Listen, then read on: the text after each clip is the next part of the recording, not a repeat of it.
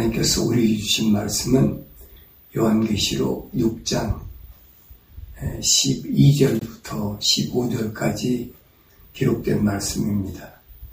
또 내가 보니 어린 양 여섯째 봉인을 여실 때 보라 큰 지진이 나며 해가 머리털로 짠 천같이 검어지고 달은 피처럼 되었으며 하늘의 별들이 마치 무화과나무가 강한 바람에 흔들려 설익은 무화과가 떨어지듯이 땅에 떨어지며 하늘은 두루마리같이 말려서 쓸려가고 모든 산과 섬도 각기 제자리에서 옮겨졌으니 땅의 왕들과 위대한 자들과 부자들과 대장들과 힘있는 자들과 모든 종과 모든 자유인이 각자 토굴과 산들이 바위 틈에 숨어서 산들과 바위들에게 말하기를 우리 위에 떨어져서 보좌에 앉으신 분의 얼굴과 어린 양의 진노에서 우리를 숨기라.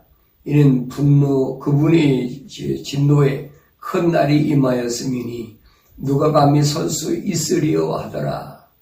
아멘. 지난번에 우리는 다섯째 봉인까지 말씀드렸습니다. 첫째 봉인부터 여섯째 봉인까지 또 일곱째 봉인이지 첫째 나팔로 연결되는 그 하나의 그 가교 역할을 하고 있는데 오늘은 여러분에게 제가 도표를 지난번에 준비한다 그래서 도표를 준비해 가지고 왔습니다. 실제로 도표를 여러분들이 보고 소위 말하면 시청각 교재지요. 보고 이해를 하면 좀 빠를 것 같아서 제가 도표를 하나를 마련했습니다. 첫째인, 둘째인, 셋째인, 넷째인까지는 도표를 우리가 볼 수가 있어요. 그래서 여기 일곱째 7년이죠. 7년 49년 7년 49 그렇죠? 그러니까 490년에서 나머지 한 일회가 남았는데 그게 7년이 인류의 마지막 한 일에 남은 기간이다. 그렇게 말씀드렸어요. 그래서 세상의 끝날이 뭘로 끝나느냐? 이 7년 기간으로 끝난다. 그럼 이 7년은 뭐 하는 기간이냐? 그동안 말씀드린 것을 요약해서 말씀드리면 이 7년은 불신자를 상대로 하는 것이 아니라 소위 말하는 그 하나님을 믿는다는 하나님의 백성들과 하나님의 백성들이 아닌 자를 구별하는 소위 알곡과 쭉정이를 가리는 여기 두 가지가 있어요. 구약에서는 하나님께서 누구를 선택하셨느냐 하면 이스라엘 백성을 선택하셨어요.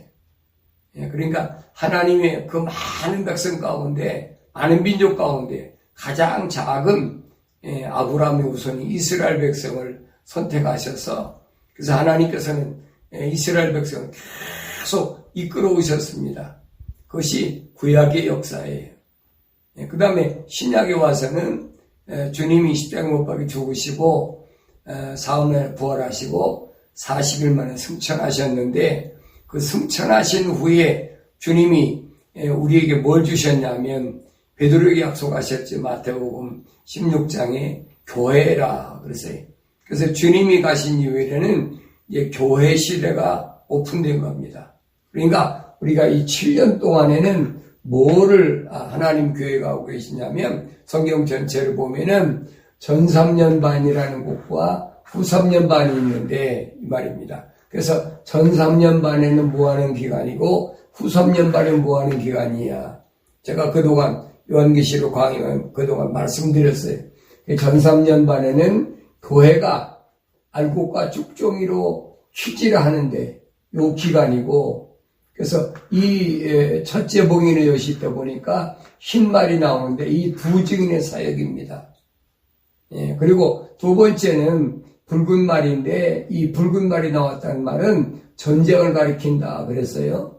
그래서 이 둘째 후 3년 반에는 뭐하는 기간이냐? 이것은 하나님의 백성인 유대인들을 이제 알곡과 쭉정이로 가리는 퀴즈라는 기간이다. 후 3년반이 1260일 적그리스도가 활동하는 그런 기간입니다. 그래서 성경은 뭐라고 그랬느냐면 하나님께서 이스라엘 백성을 그냥 구원하시는 게 아니에요. 그들을 풀무 속에다 집어넣어가지고 적그리스도의 지배하는 그 풀무 속에 집어넣어가지고 거기서 하나님께서는 아주 순금만 뽑아낸다는 겁니다. 그래서 여기 첫째 봉인, 그 다음에 둘째 봉인, 그리고 셋째 봉인은 뭐냐? 셋째 봉인은 검은 말 시대지요. 셋째 봉인은 검은 말 시대인데 여기는 세계적 기근 시대를 가리킵니다. 그러니까 전 3년반이 7년 대화란이 시작되면 뭐가 시작되느냐? 기근 시대가 시작된다는 거예요. 그거를 검은 말 시대라고, 검은 말 셋째 봉인을 그렇게 표현했습니다. 그리고 넷째 봉인은 창백한 말을 가리켰는데 이 창백한 말이라는 말은 성경에 보니까 그랬어요. 창백한 말이 있는데 그 말 뒤에 뭐가 따르냐? 사망과 지옥이 따른다 그랬어요. 그래서 이 7년이 인류를 마지막 마감하는 기간인데 요때 하나님이 교회 가신 것은 뭐냐면 전 3년반 동안에 교회를 이제 퀴즈를 하셔서 알곡과 쭉종이를 나누시고 그리고 이 교회는 전 3년반 끝으로 어디로 가느냐? 예비처로 갑니다.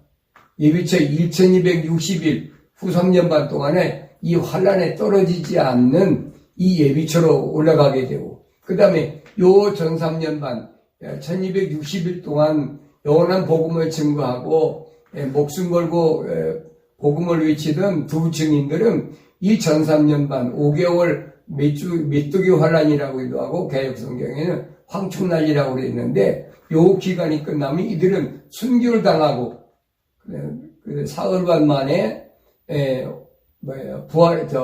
죽은 곳에서 살아나서 이들은 하늘로 불려 올라가는 이 역사가 끝납니다. 그러니 여기까지가 전 3년반이에요.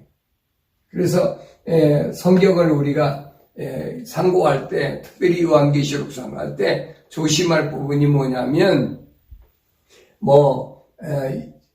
요한계시록이 이제 전체가 1장부터 22장까지 있는데, 여기 어디까지가 전 3년반이고 어디까지 후 3년반이 아니에요. 계시록 6장은 계시록 전체를 가리켜서 여기 첫째 봉인, 둘째 봉인, 셋째 봉인, 넷째 봉인으로 그렇게 표현했습니다. 이건 계시록 전체를 가리킨 거예요. 7년 전체를. 그리고 이제 다섯째 봉인, 지난 시간에 말씀드렸죠. 봉인은 보면은 그 하나님의 성전 아래 제단 아래 누가 있느냐? 순교자들이 호소를 하는 겁니다. 우리 피를 언제 갚아주겠느냐? 잠시만 기다려라. 너희 동무종들이 수가 채워질 때까지 기다려라. 그 기간이 언제입니까? 바로 요 기간이에요. 요 기간 동안에 순교자가 나와서 하늘의 숫자, 하나님이 교회 가신 순교의 숫자가 차야 된다는 거예요. 그 수가 차지 않으면 주님이 재림 안 하세요. 그러니까 순교하는 거 세상 사람들은 비굴해 바보같이 보이고 형편없이 보이고 좀 이상하게 보일지 모르지만은 하나님 말씀의 성경은 인간이 세상에 와서 최고의 복입니다. 그리고 나중에 우리가 계시록 20장 가면 순교자들, 목배임을 당한 순교자들이 주님과 더불어 천년 왕국에 들어가는, 이제 7년 환란이 끝나면 천년 왕국이 시작되는데 주님이 통치하는 시대, 그때 시작은. 그런데 우리는 다섯째 봉인까지는 순교자고, 그럼 여섯째 봉인은 뭐냐? 오늘이 바로 여섯째 봉인을 여실 때 일어난 사건입니다. 여섯째 봉인이 열 때 무슨 사건이 벌어지느냐? 거기 보면 이제 여러 가지 오늘 말씀드릴 사건이 나오는데 그 말씀드리기 전에 먼저 이 천삼년반이 시작되는 그러면 기간이 언제냐? 지난번에 말씀드렸죠. 어떤 사람들은 2016년이 아니 2026년이다. 2027년이다. 2030년이다. 별소리를 다 하고 있어요. 그러나 그날과 그 시는 몰라요. 성경이 절대로 알 수 없겠습니다. 주님의 재림도 마찬가지. 우리가 징조로 알게 하셨다. 늘 여러분이 말씀드리는 그러잖아요. 하나님의 시계를 볼 줄 알아야 돼. 하나님의 시계가 뭡니까? 유대인들이죠. 하나님이 지상에 세워놓은 유일한 민족, 유대인들이에요. 유대인들을 통해서 이스라엘이 어떻게 지금 회복되어지고 또 성경 말씀이 어떻게 이루어지고 있나 하는 걸 징조를 보고 우리가 알아야 된다. 그래서 7년 환란이 시작되는 것도 우리가 뭘로 알 수가 있냐고 하는 거 아니, 이스라엘 백성들이 지금은 중동의 여러 아랍 국가에 둘러싸여 있잖아요. 그런데 그 이스라엘이 뭐 하느냐? 그 사람들이 회복되면 한일해 동안 7년 동안 평화조약을 맺습니다. 평화조약. 지금은 서로 언제 전쟁 날지 모른다. 별의별 소리 다 하죠. 그런데 한일해 동안 평화조약을 맺어지면 그때가 이제 7년 환란이 시작되는 거예요. 그러니까 언제 이 사람들이 한일해 동안 평화조약을 맺느냐? 이 한일해 동안 평화조약을 맺으면 이 사람들이 뭘 하냐면 유대인들이 제3성전을 건축받습니다. 제3성전. 지금은 예루살렘이 이들이 하나님께 예배드리고자 하는 성전이 헐려졌잖아요. 언제 헐려졌습니까? AD 70년에 로마의 티토에 의해서 완전히 무너졌잖아요. 그 성전이 2000년 만에 다시 재건된다. 이 제3성전이 건축돼야 돼요. 그러면 바로 7년 환란이 시작되는 거예요. 그 징조를 보고 알아야 된다는 겁니다. 지난 시간에 제가 말씀드렸잖아요. 이스라엘은 1917년에 영국의 그 외무부 장관 발포가 선언했잖아요. 이스라엘 독립시키겠다. 그렇게 발표를 했는데 그 발표를 난 후에도 30년이 더 기다렸어요. 30년이 기다려서 1948년이죠. 48년 5월 14일 날 바로 독립을 했습니다. 근데도 우리나라도 1948년도에 이스라엘보다 몇 개월 늦게 건국이 됐지요. 그러니까 이스라엘과 우리나라가 지구의 정반대에 있는 나라인데도 독립이 같이 건국이 됐어요. 그러니까 하나님의 뜻이 어디 있는지 모르지만 어쨌든 지난 시간에 여러분에게 이어서 말씀드렸습니다마는 그렇게 복음이 땅끝까지 한 바퀴를 돌고 다시 땅까지 왕국 복음이 한 바퀴 돌고 다시 예루살렘으로 돌아갔는데 그 예루살렘으로 돌아가서 이 유대인들에게 이 복음이 어떻게 전해졌느냐? 이 대한민국 사람에 의해서 복음이 시작됐어요. 그래서 우리나라에서 이제 목사님들이 히브리 대학에 가서 공부하겠다고 그래서 유학을 가셔가지고 처음에는 한두 분이 갔지만 이제 많이 세월이 가면서 많은 분들이 성경을 자꾸 조작해서 이상하게 만드니까 원어를 공부해야 되겠다. 그래서 이제 이스라엘과 예루살렘에 가서 히브리 대학에 가서 공부를 하면서 그들에게 복음을 전하기 시작했죠.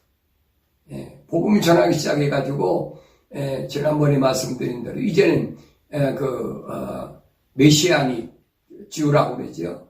메시아닉 주.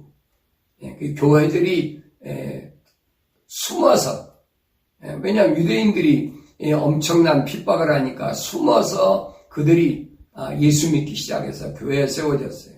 그것이 2009년도에는 이제 사방 이스라엘의 지방에 있던 또 예루살렘에 있던 숨어서 신앙생활하던 소위 말해 지하교회입니다. 이 목사님들이 모여가지고 또 성도들이 모여가지고 공식적으로 선포를 했어요. 그게 2009년입니다. 그래서 내 말씀드리잖아요.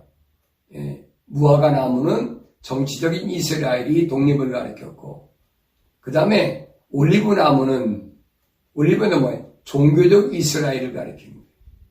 이 사람들이 유대교를 회복시키면서 유대교가 회복돼야 되니까, 왜냐하면 하나님께 제사 드리는 것이 이들의 대대로 2000년 동안에 예루살렘 성전이 무너지고 나서 2000년 동안 이들이 소망하던 이 일이니까, 그래서 올리브 나무, 다시 말해 종교적 이스라엘이, 유대교가 이제 정식으로 제3성 성전을 짓고, 마지막이 뭐냐면 포도나무가 영적 이스라엘이라고 그랬죠. 이들이 예수 믿고 구원받는 이 놀라운 역사가 이제 언제 이루어지느냐. 전3년반에는 여기 보면은 유대인 성전을 건축하고, 후 3년반에 가서는 이 사람들에게 유대인 제사와 예물을 금지하고, 적그리스도가 자기가 하나님 성전에 앉아서 내가 하나님이라. 그러면 특징은 전3년반과 후 3년반의 특징은 뭐냐면, 전3년반에는 여러분 무화폐 시대가 시작됩니다. 화폐가 이제 필요 없는 시대가 돼요. 화폐가 없으면 뭘로 쓰느냐? 666 짐승표가 등장하는 거예요. 지금 뭐 여러 가지로 준비들을 많이 하고 있는데, 편리하고 안전하고 경제적이다. 이 세 가지 타이틀을 가지고 짐승표를 이렇게 권장하지요. 이 권장하는 자들이 누구냐면 바로 적그리스도의 하수인님 거짓 선자들입니다. 여기서 거짓 선자들과 그 다음에 두 증인의 사역이 맞붙게 됐어요. 그러니까 두 증인들은 엄청나게 핍박을 받지요. 누구한테? 적그리스도하고 그 다음에 적그리스도의 하수인인 계시록 13장 11절에 기록된 어린 양처럼 두 뿔을 가졌는데 그들이 입에서 나오는 걸 보면은 용처럼 말하더라 그랬어요. 그게 바로 거짓 선지자예요. 기적을 일으키면서 병 고친다, 마술을 해가면서 유혹하는 겁니다. 그러면서 짐승뼈 받아도 상관없다는 거예요. 그건 신앙생활하고는 별개의 것이라는 겁니다. 사람의 생존권이니까 그건 신앙과 별개의 것이라고 그래가지고 권장을 하는 거예요. 근데 전3년반이 끝나고 두 증인의 사역이 끝나고 이들이 순교한 이후에 후 3년반에 들어가면 무슨 사건이 벌어지냐. 이제는 66 짐승표를 강제로 받게 해요. 여기서는 받지 않으면 매매를 못하니까 엄청난 시련에 빠지지요. 우리 마태복음에 주님께서 25장에서 말씀드리죠. 열처녀 비유로. 그래서 슬기로운 5처녀는 여기에서 성령 충만을 받고 예비차에 들어갈 준비를 다 합니다. 그런데 미련한 5처녀는 게으르게 적당히 세상에도 한 발, 예배당에도 한 발, 그렇게 평안하고 안전하다 하면서 그렇게 생활하다가 후 3년반에 떨어지는 거예요. 이를 갈고 슬피 운다. 그래 성경에 보니까 이를 갈고 슬피 운다. 그만큼 고통당하는 것이 바로 후 3년반에. 그래서 이들은 뭐 하는 자들이냐? 성령 받지 못하고 신앙생활한다고 예수 이름은 다 찾지요. 하나님 이름 안 찾는 목사 봤습니까? 예수 이름 안 찾는 목사 봤어요? 다 찾아요. 근데 뭘로 성경은 말씀하거든요? 성령 받았느냐 안 받았느냐, 성령의 열매를 맺느냐 안 맺느냐, 그거예요. 그래서 요 기간이 바로 전3년반 동안에 첫째 화가 끝나는 이 기간까지가 그 두 증인의 사역인데, 이때 교회는 성령 받고, 성령 받으면 어떻게? 회개해야지요. 생각과 마음과 삶의 가치관이 하나님 쪽으로 완전히 돌아서야 돼. 하나님 책임져 주시겠다고 약속하셨잖아요. 그러니까 건말 시대가 와도 기근 시대가 와도 여러분 걱정할 필요가 없어요. 왜? 주님이 약속하셨잖아요. 네. 포도주와 기름은 손상시키지 말라. 주님이 약속을 믿어야지. 그래서 주님이 그렇게 말씀하셨어요. 그래서 노아의 때와 같이 인자에 오는 것도 그러하리라. 하나님이 주님이 약속하신 말씀을 믿는다면 노아가 120년 동안 방주를 지면서 하나님의 약속을 믿었잖아요. 약속을 안 믿었으면 노아 방주 못 졌어요. 약 거의 120년 동안 얼마나 많은 핍박과 얼마나 많은 조롱과 얼마나 많은 사람들에게 손가락질 받았겠어요. 그래서 노아는 까딱 안 했어요. 그래서 하나님은 노아를 창세기 6장 9절에서 노아는 의인이요 그랬어요. 하나님 약속을 믿었다는 거예요. 오늘 우리도 교회도 마찬가지예요. 주님이 약속을 믿어야 돼요. 신약시대 교회시대에 우리가 믿는다 말로는 믿는다 뭐를 믿는 거예요? 주님이 약속을 믿는 거예요.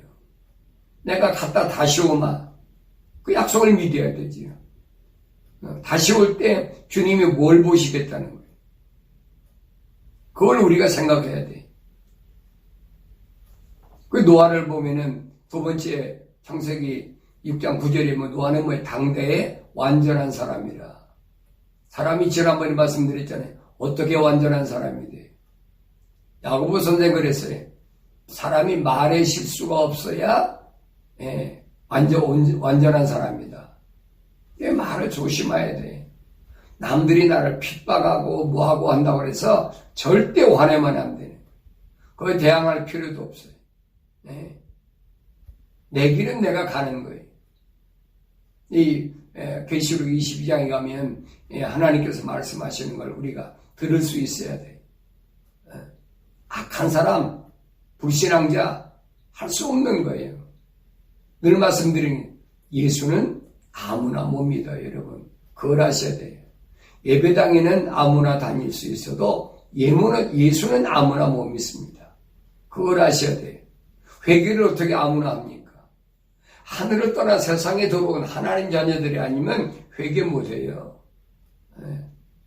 부르심을 받았다고 예배당에 와서 다 회개합니까? 안 하는 목사, 장로, 집사, 권사 얼마나 많아요. 회개 안 하잖아요. 그 사람 주님이 약속대로 성령 못 받았어요. 그럼 끝난 거지요. 그러니까 이 교회 시대가 우리에게 얼마나 마지막에 와서 전삼전반이 얼마나 중요한 시기냐 하는 걸 여러분이 잘 아셔야 된단 말이에요.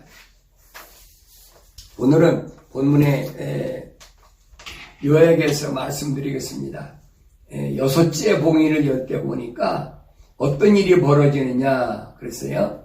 11절에 그랬어요. 또 내가 보니 어린 양이 6째 봉인을 여실 때 보라 큰 지진이 나며 해가 머리털로 짠 천같이 검어지고 달은 피처럼 되었으며 하늘의 별들이 마치 무화과 나무가 강한 바람에 흔들려 설익은 무화과가 떨어지듯이 땅에 떨어지며 하늘은 두루마리같이 말려서 쓸려가고 모든 산과 섬도 각기 제자리에서 옮겨졌으며 땅의 왕들과 위대한 자들과 부자들과 대장들과 힘있는 자들과 모든 종과 모든 자유인이 각자 토굴과 산들의 바위 틈에 숨어서 산들과 바위들에게 말하기를 우리 위에 떨어져서 보좌와 앉으신 분의 얼굴과 어린 양의 진노에서 우리를 숨기라. 이는 그분의 진노의 날 큰 날이 임하였으니 누가 감히 설 수 있으리요. 그렇죠? 그러니까 6째 봉인을 열 때가 언제냐? 이게 마지막이란 말이에요. 마지막. 주님 재림하실 때 일어날 사건. 그러니까 우리가 성경을 상고할 때 올바로 상고하지 않으면 혼돈하게 됩니다. 그러면 이런 사건은 언제부터 시작되느냐? 바로 7년 환란부터 시작돼요. 7년 환란서부터 이제 6째 봉인을 여실 때 일어나는 사건들이 각가지 지진이 일어나고 우리 주변에 천재지변이 많이 일어나잖아요. 지금은 대충 그렇게 일어나지만 여기 보면은 그랬어요. 얼마나 엄청난 천재집이 일어났냐. 여기 보니까 하늘의 별이 마치 무화과 나무가 강한 바람에 흔들려 설익은 무화과가 떨어지듯이 땅에 떨어지며 그랬어요. 지금도 별들이 떨어진다고 했잖아요. 근데 앞으로 이런 일들이 아주 엄청나게 많이 떨어진다는 얘기예요. 그래서 땅에 있는 왕들, 위대한 자들, 부자들과 대장들과 힘 있는 자들과 모든 종과 모든 자유인이 각자 토굴과 삼들의 바위틈에 숨어서 그랬어요. 뭐합니까? 우리 위에 떨어져서 보좌와 앉으신 분이 얼굴과 어린 양의 진노에서 우리를 숨기라. 이는 그분이 진노의 큰 날이 임하였으니 누가 감히 설 수 있으리요 하더라. 이제 끝나는 거예요, 여러분.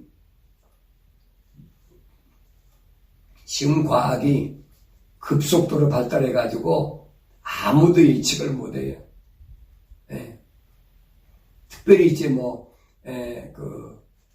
4차원 AI 시대가 돼가지고 이제는 인간보다도 인공지능이 로봇이 인간을 지배하는 시대라.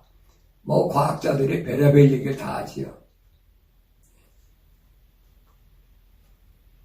그런데 그런 시대가 올 것을 성경은 이미 2000년 전에 사도행전을 통해서 우리에게 말씀하고 있어요. 그러니까 이런 때를 보면은 내가 뭘 해야 될 것인가 하고 알아야 되는데 이런 것을 깨닫지 못하고 있으니 참 답답하다는 얘기. 아무리 말해도 안 믿어지만 할 수가 없어요.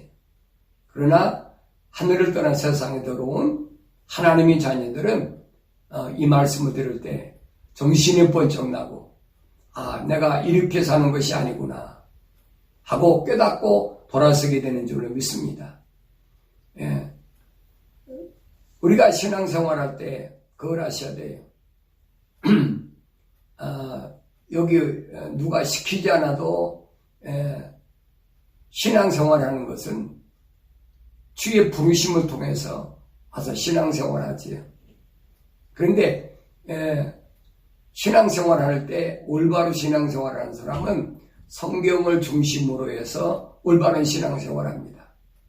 그런데 올바른 신앙생활하지 않는 사람은 하나님 말씀을 지켜놓고 사람의 말에만 따라가요. 그래서 무슨 이적이나 행하고 병 고치고 귀신 내쫓고 이런 데 미쳐가지고 다니는 사람들이 얼마나 많았어요. 이제라도 정신 차려야 돼요. 이제라도. 자, 계시록 22장 10절에 보면 그래서 또 그가 내게 말하기를 이 책의 예언의 말씀들을 봉함하지 말라. 이는 그때가 가까움이라. 불의한 자는 그대로 불의함에 있게 하고 더러운 자는 그대로 더러움에 있게 하라. 반면에 의로운 자도 그대로 의로움이 있게 하고 거룩한 자도 그대로 거룩함이 있게 하라. 보라, 내가 속히 오리니 내가 줄 상이 내게 있어 각 사람에게 그 행위에 따라 주리라. 이게 주님의 약속이잖아요. 불의한 사람이요. 복음 전에도 안 들으면 어떡하겠어요. 억지로 안 되는 거예요, 여러분. 그걸 아셔야 돼요. 억지로 됩니까? 그러니까 여러분들이 복음 전한다고 해서 듣는 사람들이 다 돌아오는 게 아니에요.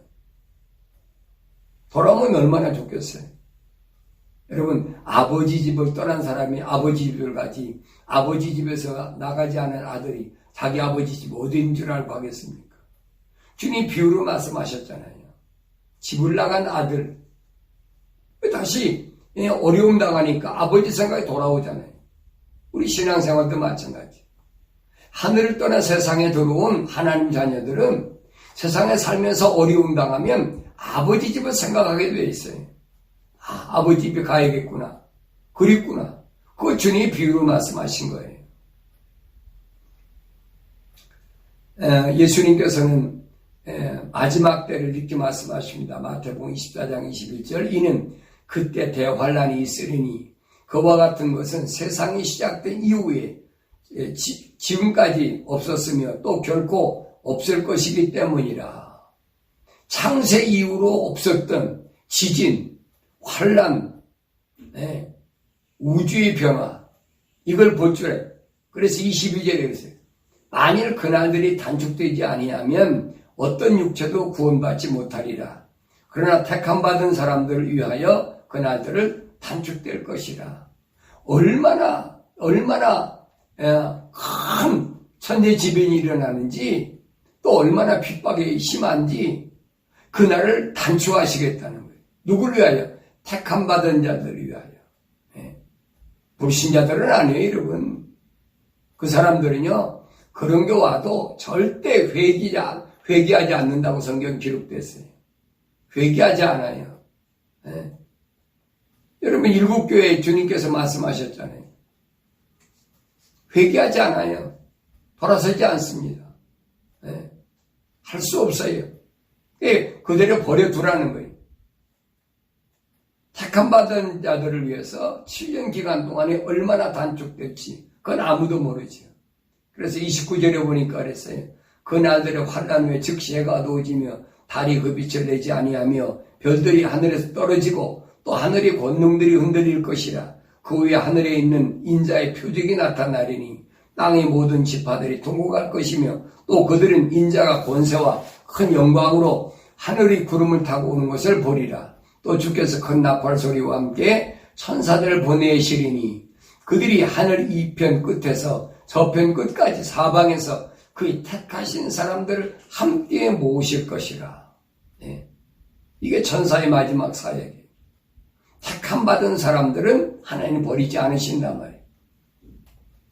이 엄청난 일들이 갑자기 오느냐? 이거 여러분 아니에요. 구약의 요엘 선지를 통해서 이미 예언하신 말씀입니다. 요엘서 2장 31절에 보면 주의 위대하고 두려운 날이 오기 전에 그랬어요. 주님이 재림하시기 전에 일어나는 사건이 뭐냐? 해가 흑암으로 달이 피로 변하리라. 그 약속하신 말씀이 주님 마지막 때 가서 이제 이 땅에서 성취될 것을 우리에게 말씀하시는 거예요. 그래서 이 여섯째 호리병을 여실 때 사건을 우리가 주의 깊게 봐야 됩니다. 베드로는 이때를 이렇게 표현했어요.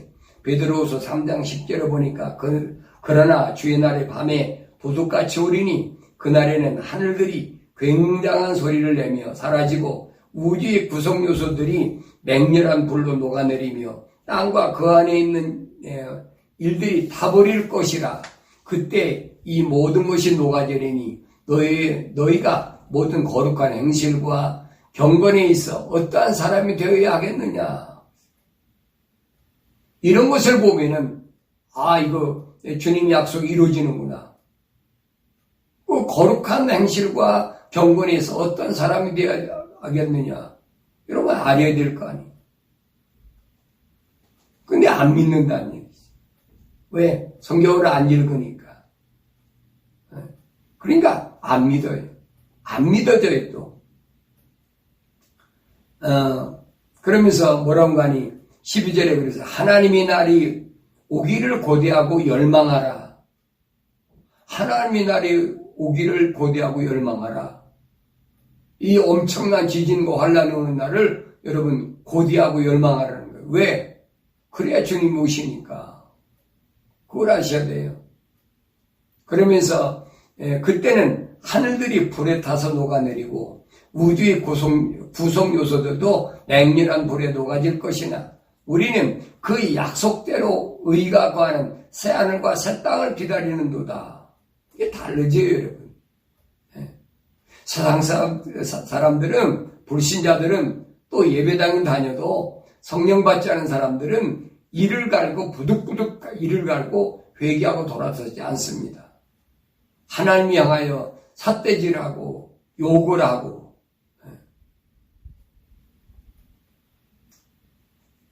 그런데 성도들은 그날이 기다려지는 거예요. 왜? 우리 주님이 오셔야 되니까. 성도들은 그날이 수집하는 날입니다.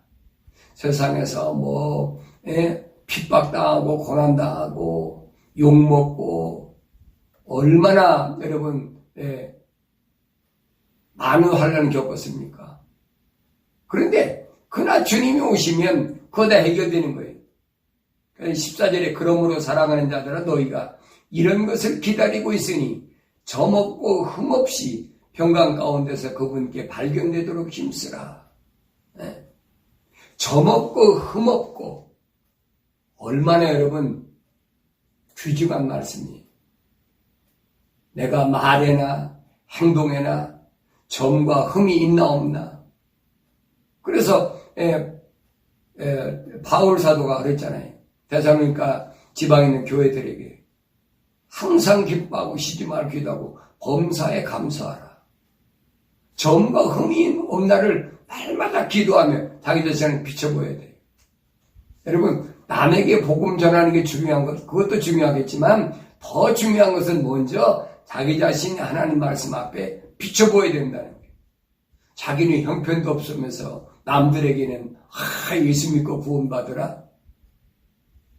그거 이런 바리새인들이 하는 짓거리예요. 네.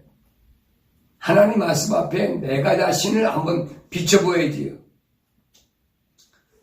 주님의 재림을 기다린다는 말은 쉽지만 진실로 올바로 기다리는 자의 모습이 어때야 하는지를 오늘 베드로가 그렇게 설명하고 있습니다. 계시록 19장 7절에 보면 두 증인의 사역, 이 사역이 이제 끝나고 나면 여기 보냈어요.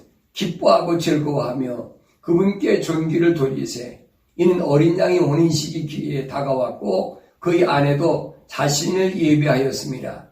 이제 그녀에게 허락하사 정결하고 흰 세마포를 입게 하셨으니 세마포는 성도들의 의라고 하더라. 그때 그가 내게 말하길 어린 양이 오는 잔치에 초대됨 그들은 복이 있다고 기록하라고 또 내게 말하기를 이것들은 참된 하나님의 말씀이라고 하더라. 여러분 두 증인의 사역이 뭡니까? 어린 양의 신부를 단장시키는 거예요. 어린 양의 신부 교회지요. 어린 양의 신부가 교회인데 그러니까 여러분 성경과 정반대로 가르치는 사람들한테 속지 말라는 교회는 건물이 아니란 말이에요. 교회를 건물이라고 하는 사람들은 그거 다 로마 캐토릭 사상을 가진 사람들. 개신교가 그러잖아요. 얼마나 잘못됐나 여러분. 아셔야 되지. 그래서 회개하고 힘은 있고 성도의 옳은 행실, 믿음의 행실 그걸로 준비를 해야지. 주님 오셔서 문을 두드리고 신랑 이로라 할 때 여러분 어디 가시겠어요? 마태복음 7장 21절에 말씀하시잖아요. 우리가 세상에 있는 동안에 당신의 이름으로 나가서 병도 고치고 귀신도 내쫓고 별거 다 했는데 우리를 모르겠습니까? 누구 이름 했어요? 예수 이름으로 했거든. 근데 주님이 뭐라고 말씀하십니까? 이 불법을 행한 자들아. 불법이 뭐예요? 하나님의 법을 어겼다는 거예요. 하나님의 법이 뭡니까? 계명이잖아요. 우상 숭배하지 말아라. 땅에 있는 거 섬기지 말아라. 이 말은 무슨 말이에요? 피조물 섬기지 말라는 거예요. 하나님보다 피조물에 마음 두지 말라는 거예요. 근데 오늘을 봐요 여러분. 개신교에서 뭐합니까? 늘 말씀드리잖아요. 부활절과 성탄절 왜 지킵니까? 그거 여러분 우상 숭배하는 거예요. 잘못하시면 큰일 납니다. 여러분 영원히 후회하게 되는 거예요. 얼마나 말씀드려요. 어떤 목사님한테 내가 그 얘기를 했더니 그러더라고요. 그 교단에서 하지 말라면 안 하겠지만은 교단에서 그걸 이상하게 보는데 어떻게 합니까? 그럼 당신은 지옥 가는 거예요. 그걸 아셔야 돼요. 우상 숭배하는 거. 하나님 제일 싫어하시는 거거든요. 근데 12월 25일 날 뭐예요? 태양신, 다무소 태양신 축제일이잖아요. 부활절, 4월달에 부활절은 뭐 하는 날입니까? 그건 봄의 여신 축제일이에요. 그걸 예수님이 부활하신 날에 거짓말을 갖다 만들어 놓고. 어떤 한국의 과학자는 예수님이 출생한 날을 현대 그 과학으로 자기가 찾아보니까 12월 25일이 아니라 5월 14일이래. 그분 그러더라고요. 5월 14일. 그래서 5월 14일이면 이스라엘이 뭐에 해방된 날이잖아요. 1948년 5월 14일이 해방된 날이잖아요. 그분은 과학자니까 그걸 과학적으로 증명한다고 이렇게 말씀하시더라고요. 여러분 속으면 안 돼요. 이제는 여러분 지금 돌아서지 않으면 기회가 그렇게 많지 않다는 걸 여러분 아셔야 됩니다.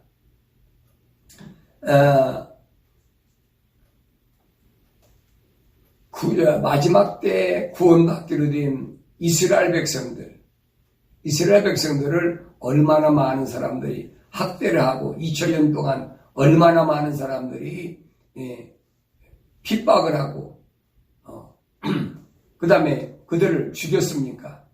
제일 많이 죽인 사람이 누구예요? 제일 많이 죽인 사람이 근래 들어서 독일이 히틀러지요. 600만을 학살했잖아요. 근데 독일이 히틀러가 자기가 죽이고 싶어 죽인 거 아니에요? 누가 그 얘기를 했느냐? 로마 캐토릭이 신부였다가 로마 캐토릭이 싫어서 개혁에 하겠다고 나온 마르틴 루터가 쓴 책 보고 히틀러가 유대인은 씨를 말려야 된다라고 그 책을 보고 그게 옳은 줄 알고 히틀러는 그게 옳은 줄 알았어요. 마르틴 루터가 쓴 책 보고. 그러니까 마르틴 루터가 누굽니까? 지금 개신교 종교개혁했다고 자기들 뿌리라고 생각하고 있잖아요. 그러니까 개신교에서 계속 성탄절 또 부활절 뭐 이상한 사도신경 만들어 놓고 그거 아니오면 그거 암송 안 하면 이단이라고 몰아붙이고. 여러분 정신 바짝 차려야 돼요. 음녀 사건. 로마 캐토릭은 음녀예요, 여러분. 그 사상에서 벗어나야 돼요. 거기서 벗어나지 못하면 여러분 절대 여러분에게 예수 그리스도의 이름으로 구원이라니 있을 수가 없어요. 하나님이 제일 싫어하는 우상을 숭배하면서 예수 이름으로 구원받겠다고요. 그거 말도 아닌 소리예요. 자, 그럼 나중에 말씀드리고 유대인들을 바울은 뭐라고 그랬느냐? 로마서 11장 25절에 보니까 형제들아 너희가 스스로 지혜 있는 체 하지 않기 위하여 이 신비를 모르기를 원치 아니하노니 이방인들의 충만함이 차기까지는 이스라엘의 일부가 완고하게 된 것이라. 그리하여 온 이스라엘이 구원을 받으리라. 기록된 바 구원자가 시온에서 와서 야곱에게서 경건치 않은 것을 제거하리라. 이는 내가 그들이 죄들을 없앨 때 그들에 대한 나의 언약이 이것임이라 함과 같으니라. 하나님이 이스라엘 안 버렸어요, 여러분. 이스라엘 버렸다고 한 사람들이 이건 캐토릭 사상에 젖은 사람들이. 하나님 이스라엘 백성 왜 버립니까? 안 버렸어요. 바벨론을 포로 잡혀 갔을 때도 산당을 하지 않고 자꾸 우상을 숭배하니까 하나님의 선지자를 통해서 그 대가로 70년 동안 바벨론이나 포로 생활을 갔다 오면 내가 널 다시 내려오겠다고 그러죠. 근데 안 믿잖아요. 하나님 종들을 통한 하나님 약속을 안 믿으니까 그 대가로 바벨론 포로 잡혀간 거 아니에요. 그러나 결국은 70년 만에 돌아왔잖아요. 그런데 마지막 때 이 유대인들이 얼마나 구원받을 수 있겠느냐. 지금 유대인들이 약 8,400만이라고 합니다. 1억이 안 돼요. 8,400만 정도 되는 사람들이 얼마나 구원받겠느냐. 스가랴 선지를 통해서 주님이 약속하신 걸 보면 스가랴 13장 8절에 보니까 주가 말하더라. 온 땅에서 3분의 2가 끊어지고 죽을 것이나 3분의 1은 거기 남으리라. 내가 3분의 1을 불로 통과해서 은을 정련하듯이 그들을 정련할 것이며 금을 단련한 것처럼 그들을 단련하리라. 그들이 내 이름을 부르리니 내가 그들을 들으리라. 내가 말하기를 이는 나의 백성이라 할 것이요 그들은 말하기를 주는 나의 하나님이라 할 것이라. 그랬죠. 3분의 2는 죽어요. 그러나 그 중에 3분의 1은 하나님이 구원하시는데 그들을 어떻게 구원하시느냐. 여기 보니까 은을 정련하듯이 그들을 정련할 것이며 금을 단련하듯이 단련하는 것처럼 그들을 단련하니라. 그 기간이 언제냐? 바로 이 기간이 93년 만에 이들이 세우는 제3성전에 누가 합니까? 적그리스도가 앉아서 내가 하나님이라 예배 못 드리게 하는 거예요. 그 성경은 기록해 놨잖아요. 약속했잖아요. 그러면서 이들이 회개하고 이스라엘 백성들이 회개하고 돌아서는데 스가랴 12장 10절에 보면 또 내가 다윗의 집과 예루살렘의 거민들을 위해 은혜와 간구의 영을 부어주리라. 그랬어요. 은혜와 간구의 영을 부어주리라. 그러면 그들은 그들이 찔렀던 나를 쳐다볼 것이요. 그들이 찔렀던 누굽니까? 예수 그리스도지요. 예수 그리스도를 바라보고 돌아온다는 거예요. 그들이 그를 위하여 애통하리니 마치 어떤 사람이 자기 외아들을 위하여 애통한 것 같이 할 것이요. 그들이 그를 위하여 비통에 잠기리니 마치 사람이 자기 처자들을 위하여 비통에 잠기듯 하리라. 얼마나 가슴 찢고 통곡을 하겠어요. 여기서는 그렇게 표현했어요. 첫 아들을 잃었을 때 슬픈 것 같이 그들이 그렇게 회개하고 돌아선다는 거예요. 예. 그리고 하나님은 그 백성을 구원하시겠다. 오늘 여섯째 복인일 때 일어난 사건을 요약해보면 그럽니다. 첫째는 엄청난 지진이 일어나고 두 번째는 해가 총담같이 검어지고 달이 피같이 되고 그 다음에 세 번째는 하늘의 별들이 무화과 강한 바람에 흔들려 설익은 과일이 떨어지듯이 땅에 떨어지고 하늘은 두루마리같이 말려서 쓸려 올라가고 모든 산과 섬도 제자리에서 옮겨지고 얼마나 심각한 문제입니까? 그때 세상은 어떻게 아비규환이 된다는 거죠. 그래서 15절에 보니까 그래서 땅의 왕들과 위대한 자들과 부자들과 대장들과 힘있는 자들과 모든 종과 모든 자유인이 각자 토굴과 산들이 바위에 숨어서 그랬어요. 산들과 바위들에게 말하길 우리 위에 떨어져서 보좌에 앉으신 분의 얼굴과 어린 양의 진노에서 우리를 숨기라. 늦었죠. 이런 엄청난 일들이 일어날 것을 오지만 성경에만 약속해놨어요. 성경에만. 미래 인류 역사가 어떻게 종말이 올 것인가. 요한계시록은 그거예요. 여러분 불신자는 해당이 안 돼요. 왜? 불신자는 하나님 말씀 안 믿으니까 그들은 짐승표 받는 건 당연해요. 짐승표 받아야 살기 좋은데 안 받겠습니까? 당연히 받는 거지. 근데 마지막에 2000년 전에 이미 사도행전을 통해서 하나님께서 마지막에 이렇게 세상을 마무리 짓겠다라고 약속하신 말씀인 것을 여러분 귀를 바짝 기울이시고 정신 똑바로 차리고 하나님 약속의 말씀이 이렇게 이루어지는구나. 계시록 21장 1절에 보니까 또 내가 새하늘과 새 땅을 보니 처음 하늘과 처음 땅은 사라지고 바다도 더 이상 있지 아니하더라. 나 여호와는 거룩한 도성 새 예루살렘이 하나님께로부터 하늘에서 내려오는 것을 보았는데 마치 신부가 자기 남편을 위하여 단정한 것 같이 예비되었더라. 그래서 우리가 요한일서 2장에 보면 그랬더니 세상도 세상에 있는 것도 사랑하지 말라.